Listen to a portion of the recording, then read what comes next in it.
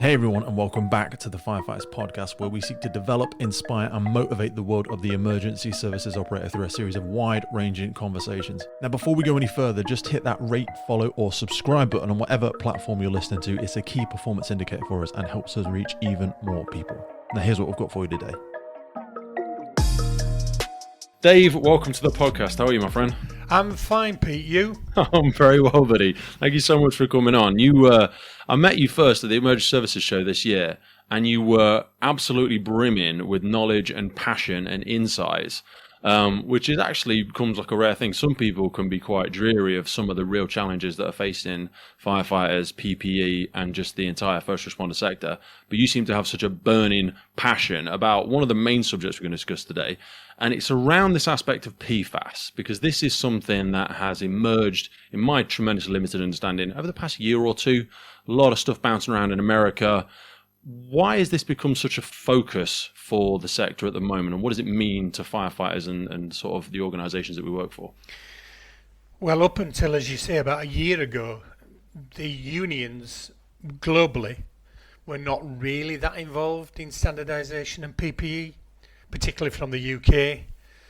And then, of course, I'm a member of the NFPA Correlating Committee, and we had the new president coming of the union in America, challenging the standard, making claims about the moisture barrier containing PFAS, which was creating cancers in firefighters.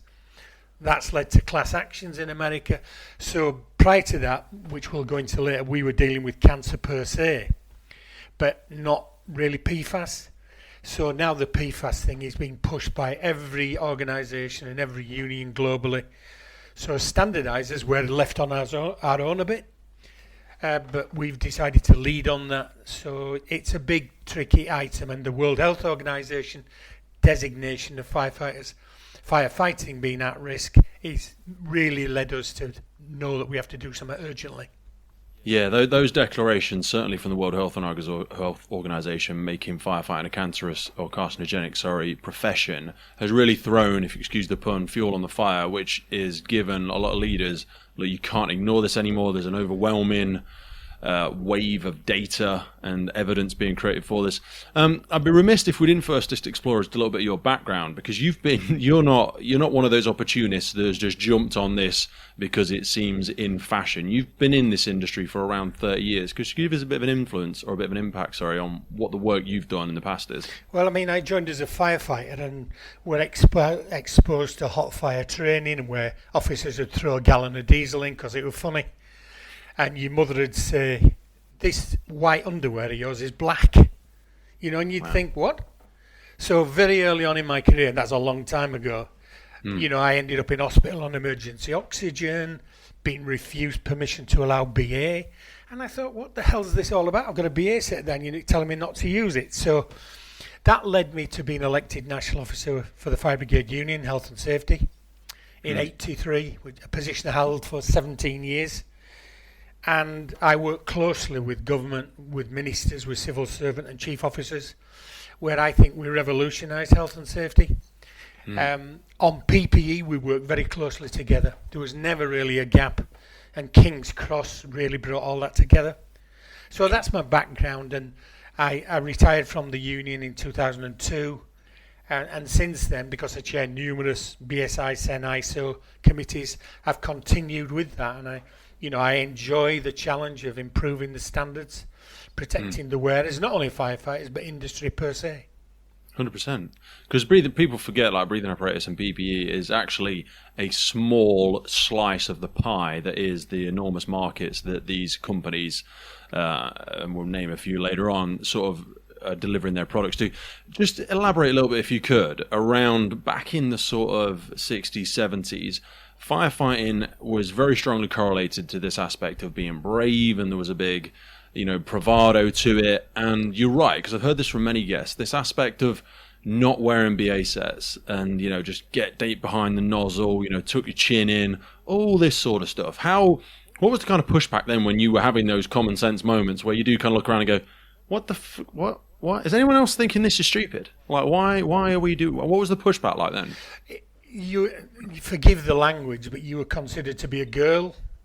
Yeah. You know, if you fancied wearing BA, as I say, I was stood outside incidents where the smoke was pure green and acrid with a BA set on, and a senior officer came and said, "Now then, Nancy boy, get that off." An hour later, I wake up in Leeds General Infirmary on emergency oxygen. You know, I couldn't understand that for the life of me.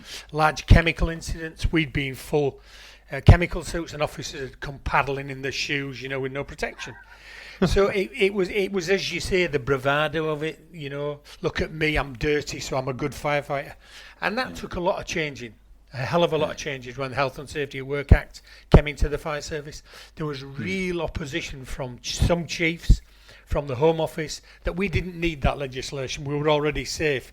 Well, we were seeing firefighters die, you know, in fairly large numbers in them stages, without the knowledge of ongoing cancers and asbestosis, etc. Help us connect the dots, if you can, around when things like BA sets, because I remember hearing a few guests talk about the big pushback when flash hoods and fire hoods first came in, and how it, you know, put firefighters in danger because, you know, the indication was it was hot around your ears, and that was the time to get out. And a lot of these was there any kind of financial argument for it though? Because you said around BA sets, I mean, what was it? Compressors just so expensive back then? Why was there a push against people using this stuff?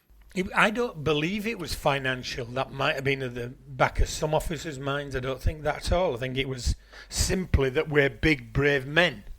Because we had very few women firefighters at that stage. Yeah. So, you know, their attitude. It's unbelievable. Today you will hear a minority, but one or two still mentioning my ears would melt, you know, and then I'd know it was time to get out. Yeah, really. So, you know, the education process has gone a long way, but we've still got a bit more distance to travel yet. This episode of the podcast is brought to you by Gore-Tex Professional Fabrics. Now, we all know the working environment of a firefighter is filled with challenges. We face serious risks on the job, such as heat exhaustion, burns, physical and mental stress, and we frequently come into contact with high levels of toxic chemicals. Now, I have been wearing Gore-Tex for nearly 2 decades on the front line, working in hostile environments, tackling challenging incidents from firefighting to water incidents and in urban search and rescue environments. Gore-Tex have a well-earned reputation for protecting professionals in the fire and emergency services through their family of highly innovative, waterproof, breathable moisture barriers that exceeds global performance standards and are trusted worldwide. Gore-Tex, going further together.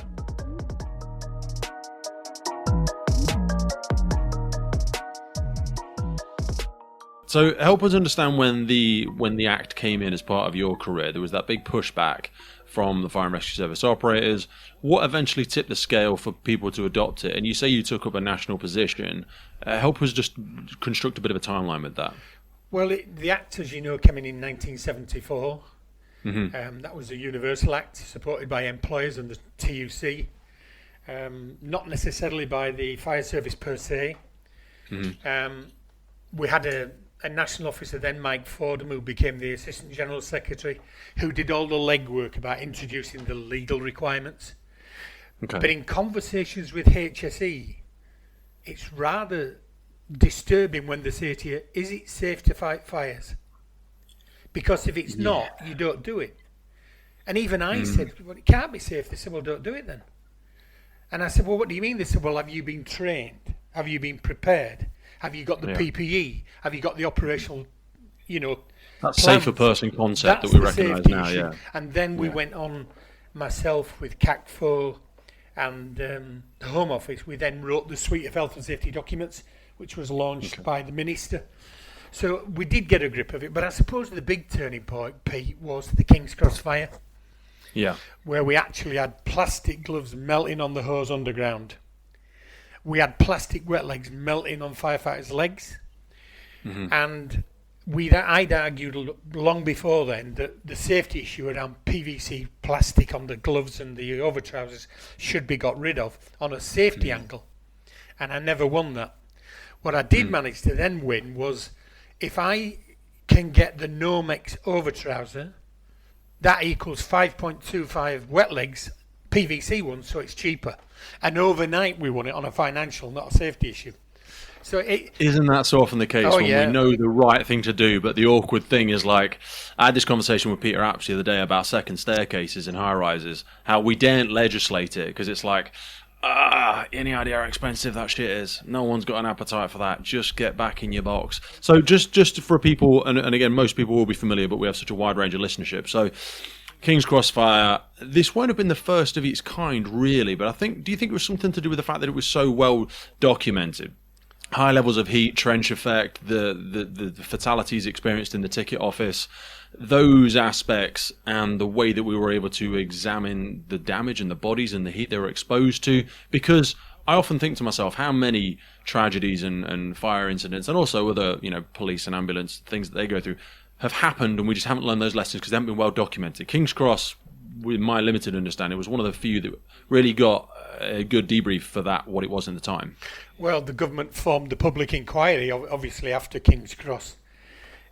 We met with the Chief of London, Jerry Clarkson, at the time. And he said to me, my lawyers will handle the fire safety angle of this. You can handle the PPE side of it. So that's how the inquiry panned out. And there was some statements in the press about firefighters sat on the platform smoking while the tube burns, And at the following day, the barristers went ballistic. Those firefighters were actually trapped there. They'd had no experience. They kept getting hit with this piston heat hitting them in the face. And they'd no idea because it was the trains coming through which were not allowed to stop. Pushing. Stop on them, So, it was. And the public inquiry outcome was very good. I mean, London got, in 85, about 3.25 million for new PPE overnight. Wow. So that revolutionised the overnight. Do you think, because it's hard to just deal with the PPE in isolation, because even if we take ourselves up to today, someone has a tragic incident, we say PPE, PPE was the problem. The first thing a chief fire officer or someone would stand up and go, well, actually, no, I think the procedures and the training was implemented incorrectly, because show me other examples of individuals that have suffered these. It's easy to blame the individual. You'll have seen it before yourself. The amount of times you go into investigations and they go, well, how competent was Pete? Let's have a look at his training records. I mean, we've got some CCTV footage of him entering the thing and he didn't check the hose reel or whatever. It's hard to just deal with PPE in isolation because these are multifaceted problems, aren't they? It is. I mean, if I give an example, I was called up about 7 o'clock one morning when I was in London by the Commandant of the Fire Service College. Okay. His words to me were, get your butt up here, now. So I said, well, I didn't know I worked for you, but go on. And he said, we had an individual yesterday in the hot fire training who collapsed. We took the individual over to the occupational health unit. He jumped through a plate glass window, and we saw him in the middle of the playing fields with a glistening in his stomach. So we didn't know what it was. So we got the ambulance and the police and whatever. And that just turned out to be a ring that he'd had put into his, But I then said to the chief exec, what happened then? And he said, well, forgive me, this is not my term. Grab a granny night the night before, 15 pints of beer, gets to bed at 3 o'clock, and at 8:30 we put him in, with the rest of the team in hot fire training. So I said, can you tell me what instructions you give to the crews before they go in? And he said, well, the instructor reels it off. I said, reels it off what? Show me the paper, show me the safety brief. So Pete or Dave would never actually say the same words twice. So you've got no instructions for this. And so from then on, you're right. If you're not doing things properly, training properly. First time I had a discussion, a robust one with chiefs, I said, are you instructing recruits about how to wear PPE and its limitations? And they said, why do you think they're stupid? I said, well, if you were in the chemical industry, you would get that. And you're not saying to firefighters, here's what it does, here's how to use it, here's how to maintain it, and by the way, here are its limitations. We have evolved on that, but we're not there even on that yet in 2023. Mate, I have this. So I work in a training department in a service in the UK, and on firefighter inductions, I like to spend about an hour and a half, 2 hour session with PPE appreciation and care. So we move around in our stuff. We talk about why it needs how it rides up our back, how the fit needs to be right, how we can use it, and all this sort of stuff. And I've had pushback because the inductions are tight and the timescales and blah blah blah blah blah. Some of the managers that manage me are saying, look, just see if it fits. Just see if it fits, put it back in the box. Then we can carry on because HR needs to talk to him. And I'm like, fucking, you're not getting it. You're not. It really boils my piss. Do you know what I mean? When with people just like, oh, just check it fits and crack on. And I'm like, yeah, because it's that assumption, isn't it? Not everyone's born equal. Not everyone grew up equal. You and I had different upbringings. So your level of common sense, my dad was a building firm for 30 years or whatever. Your mum or dad will have done something different. So our appreciation for PPE, for safety, for risk appetite is so different. Yet we get people start at the start line of their fire service career and assume they're just going to pick it up at some point. But we have a legal obligation to be making them aware of the limit. We know it when we say kit. You know what I mean? If I give you a new ladder, under the pure regs and the Lola regs, I've got to train you. I've got to make sure you know how to use it. I've got to deliver any variations, show you the dangers of it, show you the limitations of it. But PPE often isn't given that same level of respect sometimes. Well, I'm having debates with the college, with Dan Cartwright, who's the head of resilience, and others, because of austerity measures and other things. This is me clearly saying this. There is a lack of knowledge, expertise, and dare I say competence in FRSs on PPE and on procurement.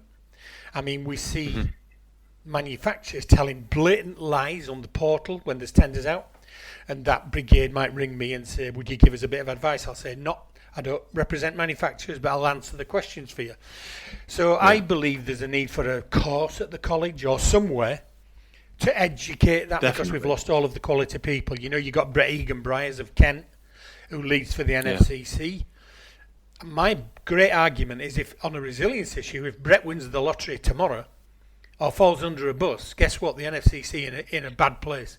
And I've tried to say that, but PPE for the NFCC doesn't appear to be a big ticket item. It just seems to fall into a strange slot, doesn't it? Because fire investigation, fire safety, health and safety, all of these have recognised accreditations and qualifications you can train yourself in. But like you say, when these organisations are going out for tender, people are in charge of procurement, they've just got a promotion from, I used to be a station manager at X station, now I'm at work at stores or equipment or appliance or whatever you call it, and I buy all the kit.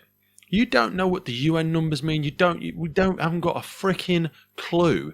And we're inviting salespeople with their big Gucci vehicles just to come and see us and tap dance in front of us, and we go, yeah, you're right, it is shiny. Can I have 1,000? And it's like, well, the worst example was when the UK Fire Service and Police were in the radio communications tender, and that was a huge thing.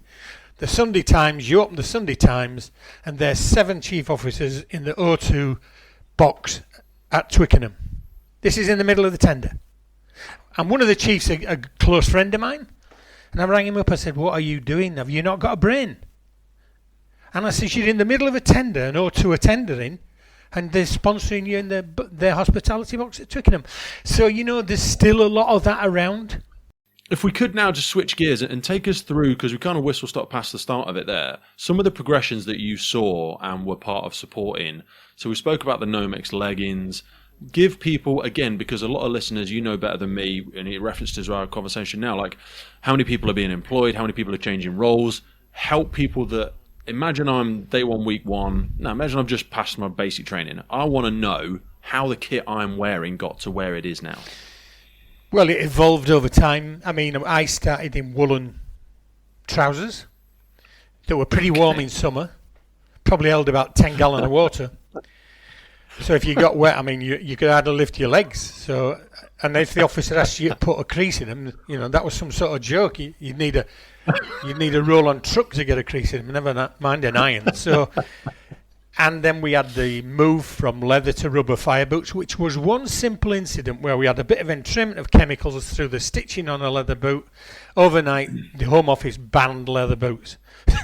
So here we go. I remember that when I joined. You still got. So here we go into rubber boots, and then someone was laughing then because those were crap. Mine were anyway. They fitted horribly. Everyone wore their leather boots anyway. You were supposed to keep your rubber ones with you in case of flooding. And the big issue around compatibility. So to date, we've not moved a long way forward on that. So your head protection, your helmet, your gloves, your clothing, your boots, your RPD. All tested to different temperatures, to different test methods, and yet here's a firefighter going in all that into the same incident. And they often say to me, Dave, are you kidding? I say, no. No, that committee is responsible for that. That committee is responsible for that. And the test methods and the temperatures. So I started using what was called the Stull curve. It's been around since the 40s and 50s. So what we now use is 25 degrees unlimited time working with some fluids. 250 degrees for 5 minutes. That's a house fire, small industrial. And then 800 to 1,000 degrees, 8 to 10 seconds. That's a flashover. And that's what we develop in our ISO committee and our SEN committee. We work around that module. And is that enforced across all current PPE in the UK Fire and Rescue Service, if we try and narrow it down to that for now? Well, I mean, we're still in Europe SEN, even though we left Brexit. We're still full members of SEN, Senelec, so we have to abide by the SEN standards, other than what the NFCC did recently on the clothing one. So in general, we try and get that, but you've got to go to the helmet committee convener and say to him or her, look, you need to look at these temperatures, and then you go to the footwear person, then, the RPD people. So when we say in general we try to do that, and I'm just to total transparency, so for all the listeners, that means no to me. Because when I ask someone, and you'd be the same, are you enforcing this? If it's longer than a one-word answer, it means no, unfortunately, doesn't it? And that's the unfortunate thing. Why are we not able to do that? I go back to a lack of knowledge and competence in FRSs. I mean, when they're going out, and what name them, there was an FRS recently that went out for Firehood, and they rang me and they said, look, I don't sell PPE, but Matthews is claiming X. And I said, well, have you checked where Matthews had it certified and tested? Well, why? I said, because that list is on the NANDO site in the EU or the UK approved bodies in the UK, and that says that Matthews has had it tested at, let's say, BTTG, and they're competent to test fire hoods. I said, do you not know that? Yes. So these are the basics which you expect FRS personnel to know where to check. As long as they see something in the box that say it was tested and it says XX limited, they're going, it was tested somewhere, so they feel like they're pushing ownership onto that person or that organisation. I had a discussion yesterday where somebody said to me, it's not the FRS's responsibility on cleaning maintenance. We have it done by a third party. So I said, since when do you think that you can pass that legal responsibility onto that company? It actually stays with you. You might subsue them, but it actually lays with you. So again, as the employer, this thought process that an FRS can push responsibility.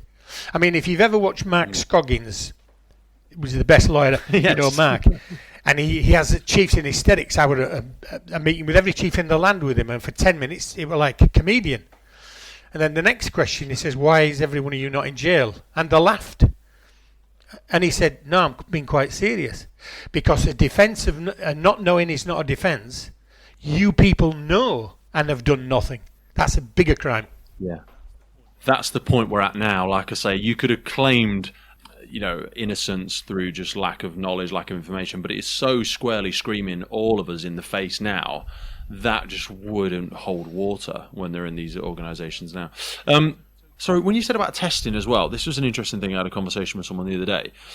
When people start adding stuff to Firekit, I want these special shiny bits on it. I want this special, because then they start messing about with stuff. And obviously some organisations, some services and brigades in the UK and further afield are so big that those personal requests might be worth the squeeze for the provider to actually make that. But often please correct me if I'm wrong, I'm led to believe that all that stuff's not tested to the same level either. Well, it should be. I mean, when I'm responsible for the European standard, which is 469 for the clothing, and we have our trim on there. The trim's on there. We require 1/3 of a metre. We say where it should be. So all of that's tested as it is. We've now got this vis light, which glows in the day and night. Yes. And I've said to the people there who spoke to me, it's not a requirement, so you'll have a hard push selling it. If it's in the standard, it's a requirement. So get on the standards committee and push for what you want on there. But I've spent some time with Luke. We've had him on the podcast, and it is one of those, when you see it, it seems obvious. You're like, oh yeah, fantastic. But you're so right. If you are not making me do it, Why would I bother? I agree it looks great, and I agree I can see you, and it's fantastic, but it's just more cost. But the other thing, again, if I give you an example, when you buy a glove and that's certified, New York Fire Department a few years ago bought 25,000 gloves, and their chase up by UL on certification and testing is annual. It's unbelievably good. A year later, UL go in and said, this is not the glove we tested. So New York said, what are you on about? So they got hold of the manufacturer who said, we put a new liner in. Yeah, and you didn't tell the users, and you didn't come back to us to have it tested. 25,000 sets of gloves in the bin. And that company going to Chapter 11 bankruptcy. Yeah. So, people keep saying to me, there are no cowboys in the PPE industry. I said, there's a lot of good companies, but there are some cowboys. Because at the end of the day, they're driven by profit. And I don't have a problem with profit as long as that is not compromising the safety of the end user. It's a very, very difficult line to walk, especially when some of the fine print of these things say, look, it's safe, but only to this level. So don't place your firefighters in this situation and this stuff will be fine. Like when I see the evolution of some of the wildfire stuff now, I'm like, I believe it'd be very useful for certain services, but I think it'd be a hard push to say that's a replacement for firefighting PPE because it's tested to a different level, it's designed to be worn in a different environment for a different purpose. But I feel like that could be a quick card switch in some services. They're like, we're not buying 2 sets, but I'll tell you what, we'll go for this one, and there'll be a cost benefit for each one. I mean, the deaths from wildland fires, it's not unusual to see 10 died or 12 died or 11 died at an incident. And we never normally see that in structural fires, Covent Garden where we lost 5 or 6, and Scotland Distillery. And when we started looking at wildland firefighting PPE in 2000, there were virtually, this is Australia where there were 1 million of them, volunteer, they're in flip-flop shorts and a t-shirt. Yeah? So then they evolved into what's another product, which I won't name, but which was fairly flammable, and we used to get pictures and webcams showing firefighters actually on fire at wildland fires. And we had to teach people that the temperatures in wildland fires exceeds the temperatures in structural fires. And when you talk about that, and then the final point on this is last year when we had the 42 degrees here, my next door village was gutted. The whole village, because of a cornfield fire. Oh. And then it spread to the houses and gutted about, 2 or 3 dozen houses. And I went along and the firefighters are absolutely wrecked. And I said, well, what gear are you in? And they're in structural gear. So are you not in wildland gear? Yeah. Well, who don't know about that? Have you got plenty of fluids? So it's the person, not just the PPE that we're looking at. That's what we should be protecting. 100%. That behavioural side of it is also probably a nice transition into the cancerous stuff. Because, yes, you use an example there and we say, it's much hotter. Well, your structural PPE will be fine. Yes, but in reality, we know people are just going to dress down because they can't. So don't say that and say, no, you must just wear that. And you go, well, they're not going to. Today's podcast is powered by our partner Lifelines and their revolutionary approach to functional hydration. Just like in firefighting, water is essential for body function, but studies show more than 80% of firefighters are dehydrated. A 25-year study findings from the National Institute of Health showed poor hydration to be linked to early aging and chronic disease, and even mild dehydration results in significant negative impact outcomes including headaches, exhaustion, rapid pulse, irritability, and poor cognitive function. A study conducted by Yale University showed that participants who were just 1% dehydrated had a 12% increase in errors when performing tasks that required cognitive flexibility. In addition, dehydration is shown to worsen mood and attitude, contribute to confusion and poor decision making, and negatively affect memory and judgment. In other words, you really don't want your incident commander, firefighter, or for that matter any first responder on a critical scene to be even slightly dehydrated. Mild dehydration occurs when a person is just 1.5% dehydrated, a condition that does not even trigger the thirst response in most people. So just imagine how quickly a firefighter or any first responder can and does become dehydrated in their day-to-day duties, which is why I address my hydration first thing every day with Lifelines. Go into the notes for this episode and specifically check out Lifeline's Hydro Fuel and Hydro OG by clicking in the notes for the podcast for a clean energy solution designed for those who demand more from their day. Now back to the show. this aspect of behavioural transitioning into PPE. So it's a big aspect around the cancer stuff, and FBU have done some great work amongst other organisations about shower within the hour, wiping down. We've got Joe from D-Wipe coming on the podcast soon. Different companies, of course, exist, Hero Wipes and all that sort of stuff. There's a lot of behavioural stuff that's like low-hanging fruit that we could do ourselves to help ourselves, and I'm sure as you reflect on your career, there's a lot of things that actually the individual could have taken responsibility for. But then take us into this aspect of what's stuck in our kit, what isn't stuck in our kit. You and I have met, I think my first meeting was with an individual who was doing some LCO2 work, and that's a big technology that's evolved in America. Help us shine some light on different areas of that map, if you could, as to what aspects the PPE poses to the user. Well, on the American Correlating Committee, we've got NFPA 1851, which is cleaning, maintenance and repair of firefighters PPE, presently under revision, and that will undoubtedly address the PFAS issue. I realised that we'd got nothing in Europe, and therefore at my European committee I proposed that we do something along that lines, and it was blocked by two major multinationals twice. Okay. And I didn't know why, but they obviously knew then about PFAS and I didn't. Yes, and they thought this is going to be a tremendously costly overhaul for us to try and get this out of our thing. How dangerous is it to firefighters? Talk to me about levels. Talk to me about what it even is. Talk to me about how, because I try, and I've heard people give analogies of asbestos in the past. I'm not sure that completely correlates, but help people that are very new to this information understand what it is, what percentages, what levels it harms us.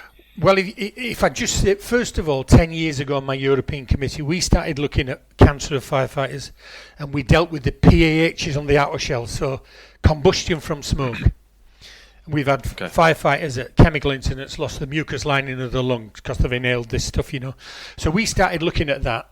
The smoke cloud from a fire, there's 2,000 chemicals, numerous of them are carcinogens and known as that. So we've been looking at that and how we clean that. And we did that. Okay. And then the PFAS issue evolved and the WHO evolved. So there's 10,000 of these chemicals, a minimum of 10,000. There was one individual firefighter who was at the NFCC PPE symposium earlier this year, very agitated, and in the end was allowed to ask his question, and he said, I want rid of this effing PFAS that's causing cancer firefighters. So they said, what? He said, this chemical. And they said, well, which of the 10,000 are you talking about? And he said, no, the one that's causing cancer. Now, the big issue is that these polyfluoroalkali substances, the 10,000 of them, nobody yet has done an assessment of which of those are dangerous, serious, or not. Right. So do we deal with 10,000? Because that'll take us rest of my life and yours and everybody else's life. So nobody's saying to me, we'll deal with this, this and this. And that's in USA, that's in Europe, internationally, or UK. So if you... It's like, for very simplistic terms, it's like an elimination diet. If you suddenly get a flare-up or something's causing you some horrific personal challenges, you need to try and eliminate one by one things. Because if you did just throw out all 10,000, 9,900 or whatever, might be absolutely harmless to individuals. Is it such an expensive and complex testing process to get these things? I've literally know nothing about it. Well, we...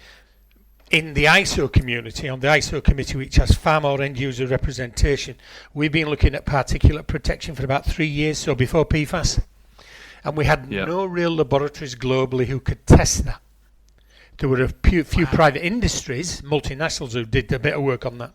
So we've managed to build up with a few labs that they can do the particulate protection. So we're talking there specifically for the RPE? No, even for clothing. Because the particle can go in the clothing, can it get through the clothing? The layers and the membranes, and how can it actually impregnate the clothing? So we're looking at that, and the UK now is relatively good on its BA procedures, relatively good, because the one thing for sure, if you inhale it, you're in trouble. Now, I will say this, I've spoken to the Redmond Foundation in America, their BA procedures are very poor. They are very poor. They seem to throw caution to the wind an awful lot. And I'm not saying they're poor firefighters. I'm saying what they must be doing to themselves is my concern. They're great saving people, whatever, but at what cost? I feel like, and again, I feel like we're throwing our minds back 30 years. They celebrate their first responders much more than we do, which I think is great. There's a great deal more support for them. 9/11 obviously accelerated that as well. But I think we really could just dial that back a little bit and say, is it necessary for me to be putting it's like a police officer not wearing a stab vest or a bulletproof vest. It's like, look, I get you're a great shooter and you're very competent, but why not just, Well, I was chairing a meeting at the Southeast French Training Centre near Marseille. And in France, if you have a 5 pump or over, you have to have a doctor on the scene. So that's a good thing. And Colonel Philippe Agricourt is the head of medicine for the French Fire Service, and I've known him quite a while. And he said, I want to have a chat with you. He said, my hot fire training instructors were all constantly complaining of being lethargic. So he fetched Marseille University in, who said, okay, let's go look at the unit. So what's your plan? So like the hot fire training unit, the officers do the training, go have a cup of tea, leave it an hour, and then go in and reload.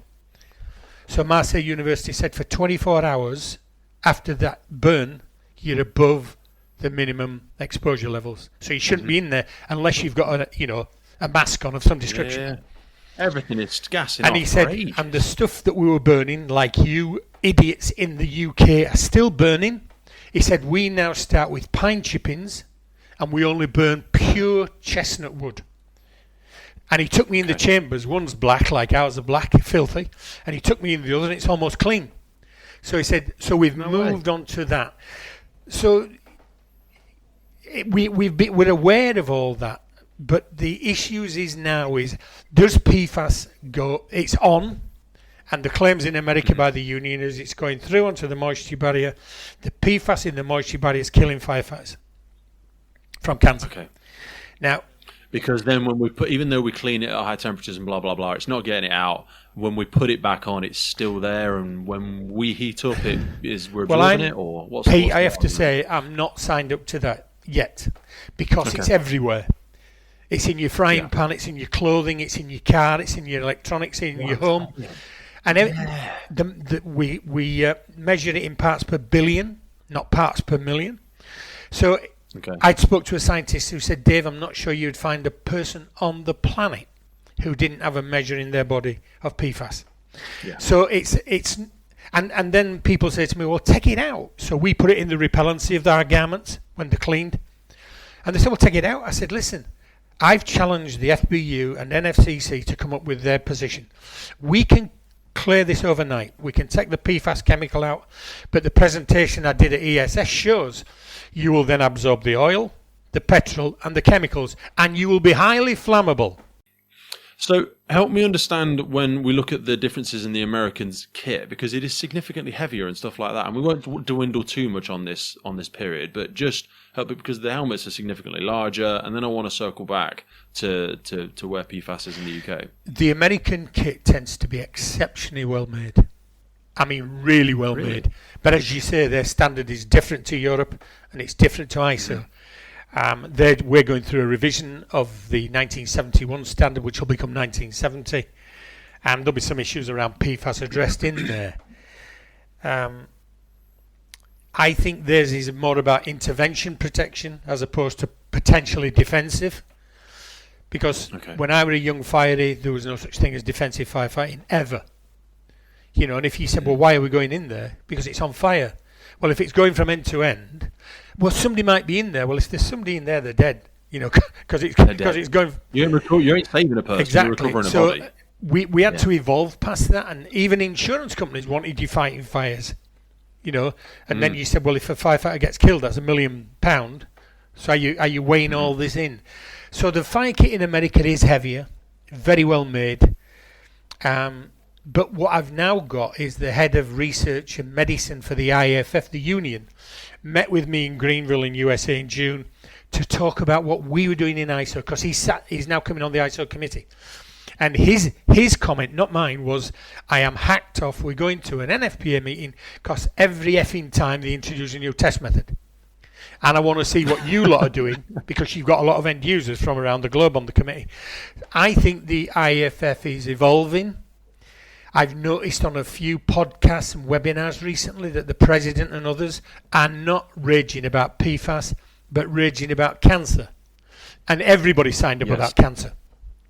So I'm wondering, is that part of their class action? You know, there's class actions in America against everybody that affects us as well. Or whether they're just beginning to watch us. We're not on that page with you yet. We're totally on the page of cancer. We've dealt with PAHs. We're looking at what else we can do. But this is a firefighter that we've got to defend when he or she goes in this job and not expose them to being flammable or getting the chemicals going through onto the skin. So it's a bigger picture. And to try and target the moisture barrier seems to me, I can't get that at the minute. I just don't get it. Yeah, there's too much of a loose thread.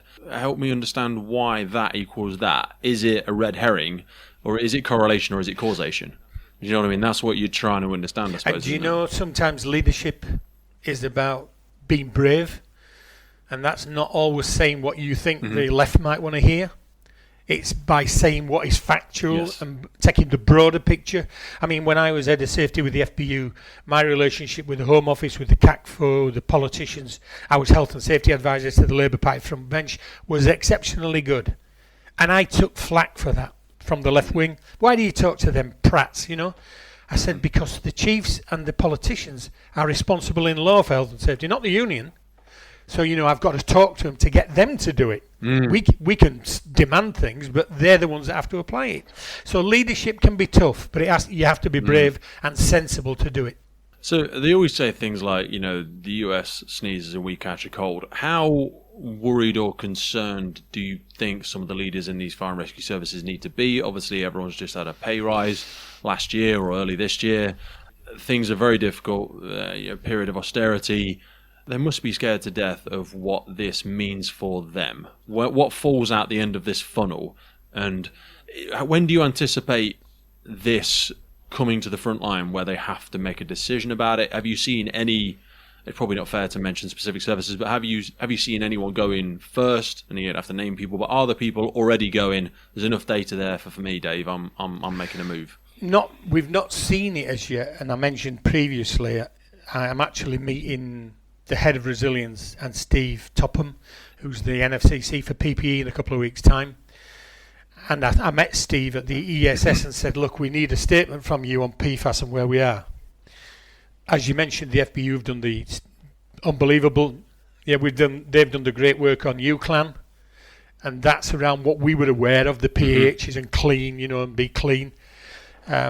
We've now got fire stations in Scandinavia that don't have a clean cab policy anymore. They have a clean station policy. So there's a lot of things going on, and it's bringing all that together. But in the UK, since my day, it's now the NFCC that seems to write the guidance and not the Home Office. I don't buy into that. I think it should be the Home Office. And I'm waiting for these Why? Well, the Home Office are, you know, the ministerial people, the civil servants people, the paid for people who are responsible for fire and police. And the NFCC, I mean, their grant this year or last year was astronomical. And when you think, well, what are we doing with that? Because I'm not close to it, but I don't see out on, other than Brett and, you know, Kent and South East and what they're doing on collaboration, I don't see it. So Steve tells me that the NFCC Contaminants Group, which works under Wayne Brown's Health and Safety Committee, will make a statement. I don't know what that statement will be. But actually, there is no link with us standardisers formal. So nobody's telling us standardisers what to do. We're actually doing it. So we're moving because we've been firefighters, and we're moving ourselves because nobody on that side, nobody in R&D, nobody in the safety community is saying anything to us. So we're just having to do it and lead it. When you've referenced many times the union have been responsible for some tremendous work supporting firefighters across the UK. A lot of the publications that I've seen and been aware of seem to focus heavily on this behavioural aspect, so they can get their members on board to control the controllables, do things within their own control to help their life longevity of their career. Do you anticipate them wading in on this? What experiences have you had with them recently and the influence that they have? Well, I've met Ricardo de Torres, who's the National Health and Safety Officer, with his committee about 3-4 months ago, advising them about which committees, British Standards committees they should sit on in order to feed into SEN and ISO. I had a good meeting with Ben Selby at the ESS, which is the new Assistant General Secretary, and only this week the union are now going to apply to come on what I think are the 3 key BSI committees that they've not been on since I left in 2002. And, you know, I've always said if you're more interested in who's the president of Cuba than the PPE that your firefighters wearing, I'm not on the same page. And it's a fundamental that a firefighter daily somewhere in the world is fighting a fire, and in the UK. So let's please concentrate on these issues. And the Standards Committee, Pete, are stacked with manufacturers and test houses with very few end users. And whilst many of them are reasonable and good, if I start tweaking the high-vis standard slightly, I can wipe 3M off the market overnight. So when I'm looking at revising that standard, I will get 16 3M people on the committee. Because in Europe, you can have one from every country, so you could have 30 if they've got a facility in each of them countries. So it's heavily stacked in the manufacturer's favour. In the UK, we have a lot of good manufacturers who are sensible in their development and what they want, but it's not unusual to see somebody looking after a vested interest. And if I see that and say that's affecting the safety of firefighters, then we ain't buying that. So, you know, if you're not aware of where they're coming from, and that's what I'm saying to the union, you need to sit there and I'll advise you who's who. So when we're talking about this test method, watch Pete because he's manufacturing X. And if you're talking about a test method to increase the temperature, he won't agree because it'll affect his product, you know.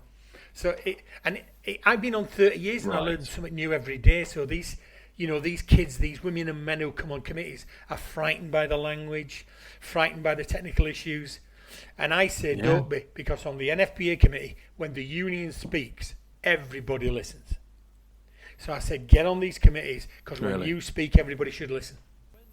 When services, because we've spoken about that a few times there about the competency and the capability of individuals in these roles, what, as maybe some key pieces of advice, would you suggest if people are entering these positions, or if fire and rescue services and brigades are appointing new individuals?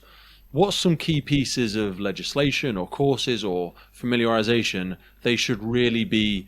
I wonder if that might be a useful takeaway for people. What things should they acquaint themselves with? Well, I can go back a long time when they used to put fire prevention officers in post with no training. And we had a big row about that, and we got a training course for FP officers at the college. So initially, you should not be appointing an officer in charge of PPE without she or he having some training, or at least appoint them and then give them an initial. However you decide to get somebody in to give that training. The NFCC should have that facility. The Fire Service College should have that facility to say, look, here's a webinar or a virtual course, but these are the things you should look at. They should, but I don't think they do. None of them. Do they? None of them. That's what I mean. And I mean, Brett is the so linchpin. What should they be? What would you put into a course? Well, I've already got a course that's 6.5 hours long. It's about 120 slides. We use that globally. Okay. That's the thing I'm talking to Head of Resilience and Steve about, whether we can get that into the college. You could do that virtually, but I believe such a course is better face-to-face, and then follow-ups can be virtual. So you're talking about... Is that something people can sign on to now? If we put a link in the notes, would that be something people could... Can they register for it now? The college have not agreed to do the course yet. So what we need is the NFCC badge of approval to do such a course. So that's why I've got to meet Steve and get that around it. I mean, I don't sell PPE. Okay. I've never ever recommended PPE, but I am retained by some FRSs.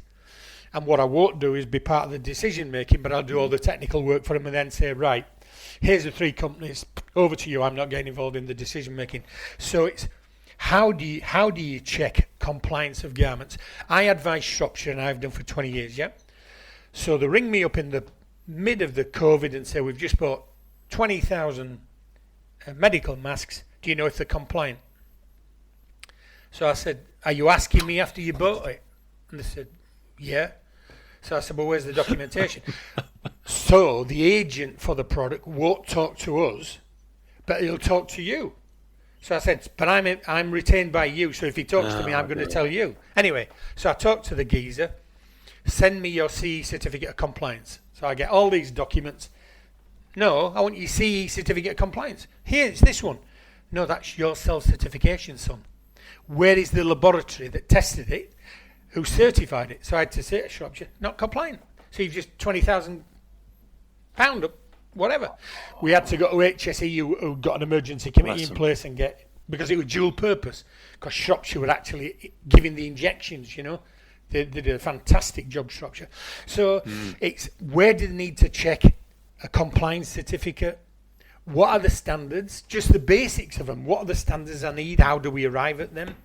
The compatibility issue. Because if you're buying everything from Matthews, he'd be an idiot to sell everything, because then I'm responsible for that compatibility testing. So I simply take the fire hood out and throw it to somebody else. The user then has to do that compatibility testing. And that is very difficult, and they don't really know how to do that. So there's lots of things like compatibility, ergonomics. Sizing is still a huge issue.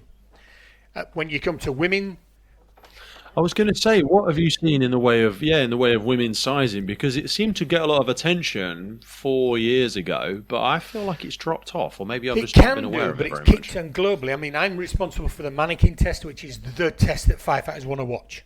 You know, how I want my kit on there to see how it burns and what's the predicted burn injury. So in the revision, I said, right, we've got a male mannequin, I want a female mannequin in there, which we've done. And we're now, unfortunately, rowing and arguing about what the size of this female mannequin is. On RPD, we've got 5 headphones to represent the global population of Asians, of Afro-Caribbeans, of, you know, whites, whatever. But with nothing on women other than what Mandy Sterling of Leicestershire wrote, the anthropometrics of UK women firefighters. That's before she tragically died of diabetes or whatever.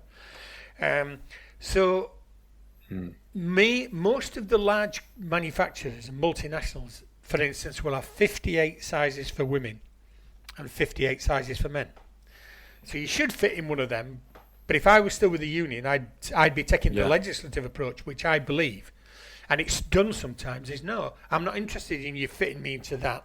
I'm interested in you measuring me to ensure I'm fitted correctly. So all the manufacturers have teams that go out and do it, but if you do it properly, if you're extremely tall or you're small or if you've got small hands or big feet, you can't do it. So you have to have all these extra sizes, and we know the lead times is 24 weeks. If it's coming from China and it's a big foot or a small hand, you're talking 30 weeks. And I'll say to chiefs, that might mean a crew off the run for 30 weeks. Have you figured that one out? Ooh. I mean, the other example is after Grenfell. We had 40 trucks at Grenfell. So the day that they closed the job down, potentially, I said to the commissioner at the time, it's not only financial, it's logistical. Are you going to take them 40 trucks off the run? That's 40% of fire cover in London. Go tell the mayor you're doing that. Because they've got to be showered, they've got to be cleaned. Because London only have one set, as you know, and then they have 8 locations around the brigade where they have this relief crew. So there's lots of things that we could teach these young women and men who take this position. But please don't put them in post with nothing, because that's not fair. No, because they will be the theoretical subject matter expert that gets the finger pointed at them, and they've not been given a fair opportunity to have a great enough awareness in this sector to be able to advise on purchases and stuff like that. It's a worrying landscape at the minute. What do you see happening over the next 12 months then? Give us that roundup of what things you see emerging over the horizon. And you've mentioned a few aspects of discussions and new legislation that's coming. Well, we got the World Health Organization statement last March, I think it was. And the chair of the ISO TC94, which is global PPE, everything. That's Rose Shepherd from Australia.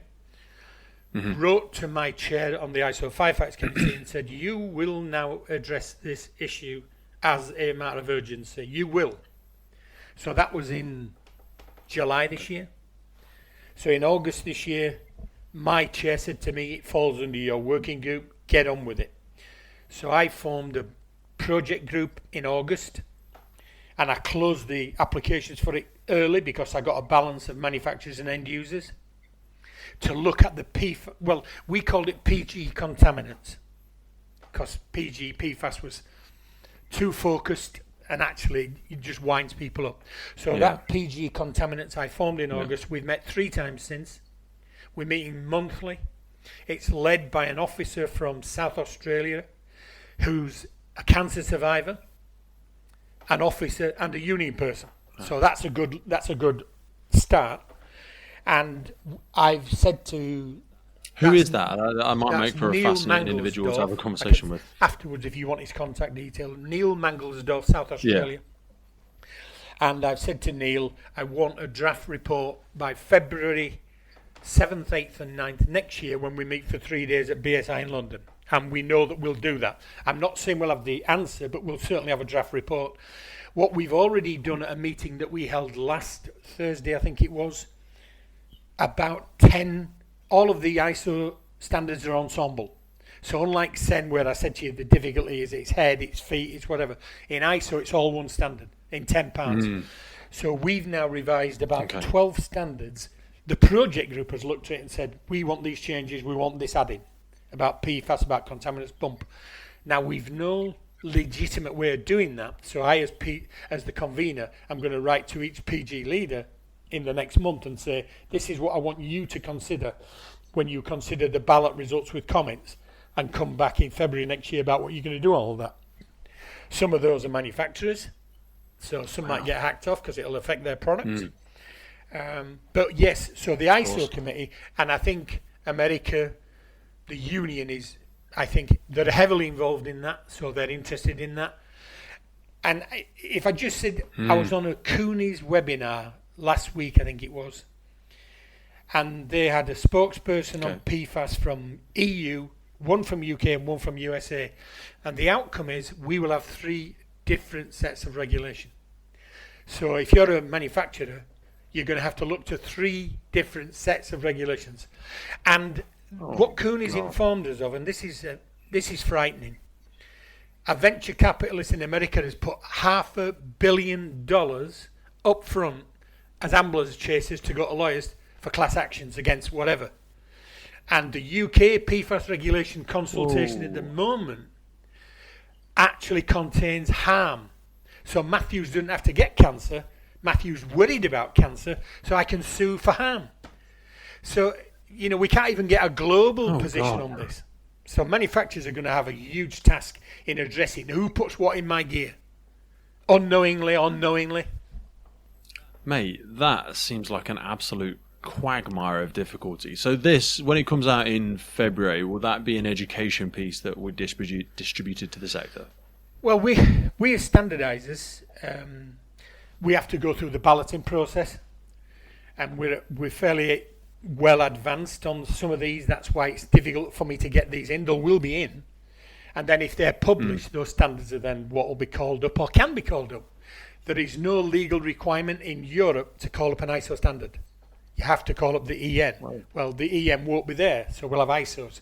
Now, in general, Brett and the NFCC are likely to call these up, but they'll have to be published. You can quote them when they're at an advanced draft standard, which they are at now. So SEN, I've got a meeting on I think it's 12th of December, where I've now added cancer firefighters with no cleaning standard in Europe because of this blockage, and I'm now saying we can't continue with that, we've got to do something. So it's weaving your way through, and some of these multinationals will spend more than you and I earn in a lifetime on a piece of R&D to stop us developing something if it harms their product. Yeah. Mate, that is quite the mountain to climb. So you've been retired for quite some time now, and you continue to persevere with something like this. It seems to be the most challenging time and most complex time to navigate this landscape that I can certainly recall in the last 15 years or longer. What do you think, if you were to throw your mind forward 30 years when I've retired, and what do you think we'll look back on and say we really should have done that sooner? Well, when you say retired, I retired from the union. I run a company, so I'm not retired, as it were. In 30 years' time, I was asked by DuPont 20 years ago to predict the future. And I said, disposable fire kit. And this was to DuPont's board. And they laughed at me. I don't think they're laughing so much now because some people are looking at a different outer shell, so you can have the outer shell cleaned and the inside's all right. Well, is it all right? I hope that the safety of firefighters is paramount. I hope the safety of industry. I mean, if you look at the high vis that contractors on the rail or the roads wear, it's disgraceful. That's no longer compliant. Yeah. But the General Secretary of the FBU is now the President of the TUC. So I'm trying to get him at the TUC to lift up this PPE for all workers, you know. So I want the safety workers to be addressed, for end users to be represented on the committees so we can hear theirs, particularly if you look at what the outcomes of Grenfell. And I've said to the FBU, you've got to be on this RPD committee because, you know, they want you to do the canary job and not don your mask until you think you're safe. Well, you might just keel over and say, well, I won't safe, would I? So we need better PPE. It needs to be lighter because we're only wearing it for 6% of the time, the structural gear. And the other big issue that I'm heavily involved in at the minute is CBRN. I've now got a standard in ISO that's at final ballot because it's CBRN for first responders. And there are products on the market now that you could wear as your station uniform. And that is There's a real variation, isn't there, when you look at police, ambulance, you know, fire. It's astonishing how different the PPE appears to be, and we're all arriving at the same incidents. So CBRN, it should be lighter, it should be more comfortable. The gender issue we'll have got rid of. I mean, because it's a barrier to people even wanting to don it. I mean, if I just go back, I'm that old to know that we actually had asbestos flash hoods and gloves, and I used to don the asbestos flash hood every day to test it. So, you know, when they say, what's your risks? Well, I'm glad we've got a 30-year register for asbestosis. So we've a lot to do. We've a lot to do. And you know, the cost of standardisers, at least with COVID, we do a lot virtual now.